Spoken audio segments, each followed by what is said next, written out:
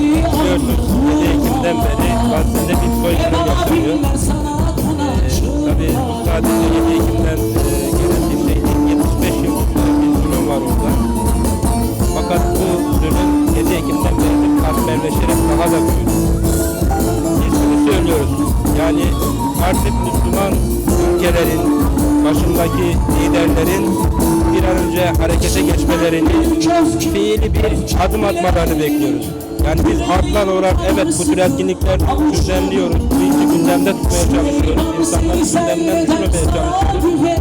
Biz kendimiz de bu etkinliklere katılmaya çalışıyoruz.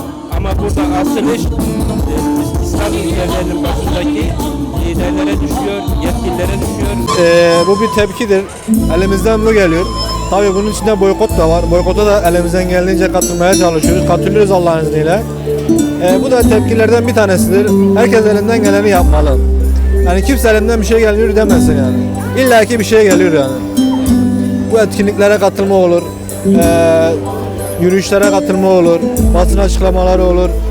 İlla ki birilerinin elinden bir şey gelir yani. Kimse elinden bir şey gelmiyor demez yani. Bahane yok yani.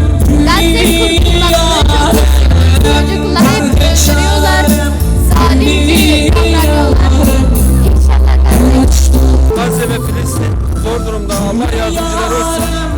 Biz de acilane destek olmak için buraya katıldık. Rabbim tüm emeği geçenlerden razı olsun. Allah kabul etsin inşallah. Oradaki çocuklar katlediliyor. Bence bu savaşta bir dur deyip oradaki çocukları kurtarabilirler bence. Orada çocukları öldürdüğünü görünce dayanamıyoruz böyle. Görünce bir üzüntümüz geliyor oradaki çocuklara. Çünkü ben de bir çocuğum. O hissi yaşıyorum gibi bir his geliyor.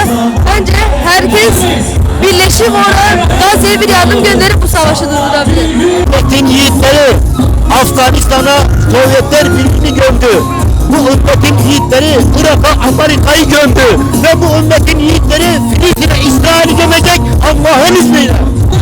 Gazze'nin durumunu bir an önce anlatabilmesini umut ediyoruz. Müslümanlar olarak da bunun bir an önce gerekli kişilerin, yetkili kişilerin bu konuda bir müdahalesi, bir mücadelesi olmasını istiyoruz. Amaç ve gayelerle Müslümanların önceliği Gazze olduğunu bilmelerini isterim. Ebu Ubeyde komutanımızdan haber bekliyoruz. O gel desin, yatsı namazını orada kılar, İsrail'le bir ederiz. Yeter ki o bize gel desin. Onun haberini bekliyoruz. Hepimiz şehadete aşık gençleriz. İnşallah tek amacımız da şehit olmak.